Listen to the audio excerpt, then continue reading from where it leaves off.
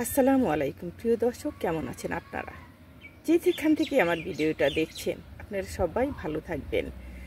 আমি আসছি ছাদে ইলিশ মাছ নিয়ে, কারণ এখানে কেটে ধুয়ে নিয়ে যাব। সেই প্রসেস করা এখানে আছে।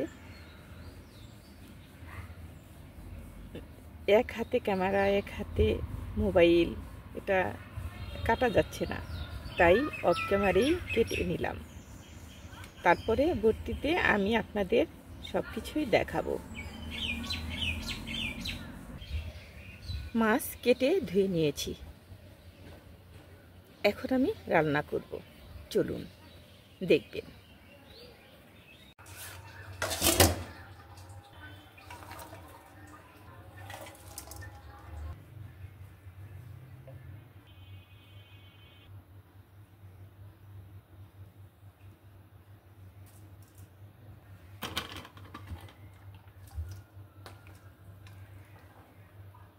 আসসালামু আলাইকুম প্রিয় দর্শক, যে যেখান থেকে ভিডিওটা দেখছেন। আমি হলুদ, মরিচ, সস, জিরে গুঁড়ো, কাঁচামরিচ, পেঁয়াজ, তারপর মাছ আর সয়াবিন তেল ঢেলে দিয়ে আমি এখন রেখে দিচ্ছি। আপনারা কীভাবে রান্না করেন সেটা আমি জানি না, কিন্তু আমি যেভাবে রান্না করি আমার কাছে অনেক ভালো লাগে। এটা আমার শাশুড়ির কাছে আমি শিখেছি, কারণ মাছটা এভাবে একভাবে সব কিছু দিয়ে রান্না করলে অনেক টেস্ট, অনেক ভালো লাগে।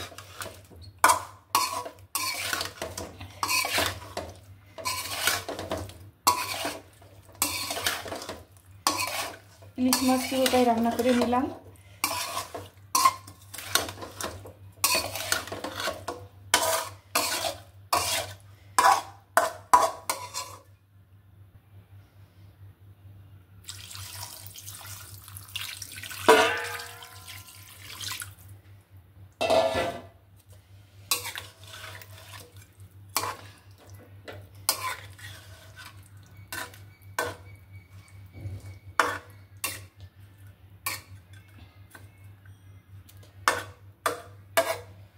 এখন আমি ঢেকে দিব।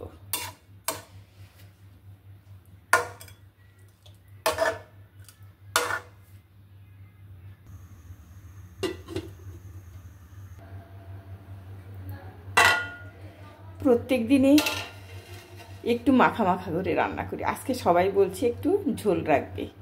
ইলিশ মাছের ফ্লেভারটা অনেক বেশি দারুণ, সারা রুমে ছড়িয়ে গিয়েছে। ভালো থাকবেন আপনারা, সবাই সুস্থ থাকবেন। কেমন হয়েছে কমেন্ট, লাইক দুটোই করবেন। আসসালামু আলাইকুম।